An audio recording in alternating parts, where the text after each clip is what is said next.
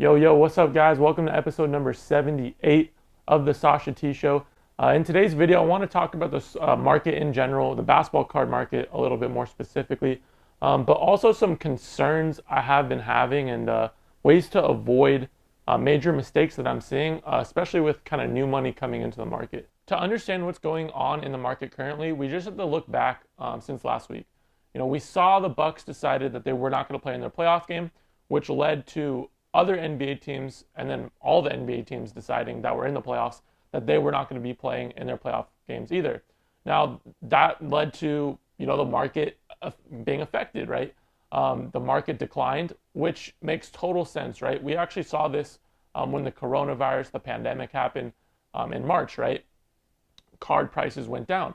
It makes total sense. Now, the interesting thing that's happening, though, is since the NBA has returned, prices actually have stayed at a decline. Now, since March, since we saw that kind of dip that first week of March, first 2 weeks, I'd say, when the pandemic hit, we've seen prices go up considerably since then. It's almost just like a straight shoot up.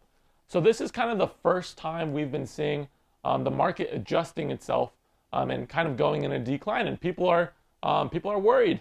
Now, I just want to be clear, it's not just the basketball market that's going down right now. We're also seeing a decent decline in soccer cards right now. 2014 Messi, Ronaldo, 2018 Prism World Cup. Soccer in general is also kind of seeing a similar trends with basketball right now. Now, in general, to be totally honest, I'm not too worried about what's going on. The market's making some sort of a correction. It makes sense. In the macro, I don't think this is too big of a deal. I would say this, though. The market we are seeing right now makes for a great buying opportunity, in my opinion. If you have the money, this is a perfect time to make some plays. And that's also personally what I'm trying to do right now, too. But honestly, guys, the main reason I wanted to make this video is because I want to talk about the gambling aspect in cards. Betting on rising prospects or young stars to be top 50 players all time. I think everybody knew that is learning about sports cards, or maybe has been in a while, is looking at Luka Doncic, or maybe Trae Young, or young players that people made a lot of money on within this last year. But the truth of the matter is, buying Luka at $60 last year, or Trae at $30 last year, in reality, you're just getting in on an early market. It's with any market you get into early, right? You see huge gains, huge strides in prices.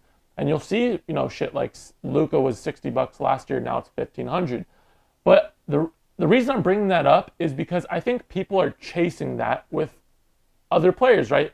Your Kendrick Nuns, your Michael Porter Jr.'s, your whatever, your other rising prospects or young stars. People are looking to make that sort of money on these players that are coming out. And that's not to say, last summer there weren't people thinking buying Luka at $60 was ridiculous, because there were many people that thought that his prices were going to go down when the season started. Like me and other people, we recognize, hey, like this is an early market, and we saw where the market was going and the trends that we were seeing. But I think now the cost of entry to get into some of these young players' cards in the macro, I don't think will pay off necessarily, right? I think there's money to be made in the short term. Your Michael Porter Jr.'s of the world, your Tyler Heroes of the world, your Kendrick Nuns of the world, Kuzma, whatever it is, your young player that you're betting on. But I think this is just a really hot market. And I think, yes, this market can stay these next couple of years. But at the end of the day, there's going to be somebody that's going to be left with, dog shit cards, right? That probably, maybe are worth $200 right now, but that player doesn't plan out 6 months, 12 months, 24 months from now, and is worth $10 to $20 now for their base PSA 10. So for me, guys, my bet is going to be your all-time players. I truly think guys like Kobe and LeBron, they're Topps Chrome rookie cards. Any top 20, player all-time, I think those cards are going to be a true form of art piece that people will love to collect and hold and invest. And I think those are more the cards that will play out well long-term. And I think if you're just betting on these young prospects and stars, yes, you can make a little bit of money, but at the end of the day, you will lose at one point when the market does get soft. Remember, guys, the pop reports on Kobe rookie cards and LeBron rookie cards and Kareem and Jerry West and Michael Jordan, they're very, very limited in terms of what I think the market will be. I think this early market, what we've seen in this early sports card market, we've seen a lot of gambling coming in, but I think we're really going to be seeing a transition, like I talked about, of a true demand for these all-time great cards. And with the low pop, I just think that we're really going to be seeing these prices see continued growth, and as well at some point become unbuyable. And again, these are cards that, if World War III does happen or something catastrophic to the economy, yes, they will go down, but you're not going to see as much of a decline as you going and buying 200 Michael Porter Jr. base PSA 10s or whatever young prospect. And yes, I know these rookie cards of all-time greats cost a lot of money, but you can work up to that, especially if you're first getting into it. There's a lot of opportunities in this market. Like I talked about, rising stars, they're hot right now. People like to gamble on them.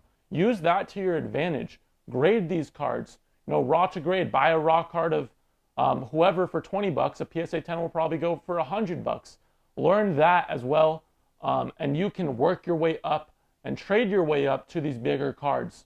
And guys, I know I'm making it seem like rising star prospect cards are going to be losing value tomorrow, but I did this for a reason, because if the market, let's just say, did get soft tomorrow or a year from now or 2 years from now, would you rather have, let's just say, for example, a LeBron Chrome rookie 111 PSA 10 or 500 Kendrick Nunn base PSA 10s or 200 Michael Porter Jr. base PSA 10s?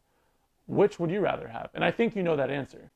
And with this market recently, just like we talked about before, how it has gone down a little bit, I really think it is a good time to pick up your LeBron, Kobe rookies, because they're like 15K just a couple weeks ago. Now they're 11. It just makes too much sense in my head personally, because again, I'm of the mindset that these cards are going to be the art pieces of our generation. And that is also one reason that I'm really, really looking at Pokemon, specifically first edition cards. I think those already are art in its finest form. But I'll save the Pokemon stuff for another video. But I have been doing a lot of kind of homework on that market. So eventually I will kind of talk about what I've been finding and learning. And if you are prospecting, betting on these young players, great. But I'll just give you this advice. Always take your money off the table at some point. Always make sure you're making some sort of profit and trading into different cards. I think that's your best bet. Always have money coming in and coming out, and that way you're staying safe. And on a final note, guys, you guys know I really truly believe your all-time great players, those are going to be the true art pieces of this generation. And if you look at some pieces of art, they're crazy expensive. So I'll leave you with this question. Maybe think about it for a day, and come back in the comments and let me know what you think. But the question is this: what truly makes art valuable? I'll see you guys in the next video. Make sure you like and subscribe.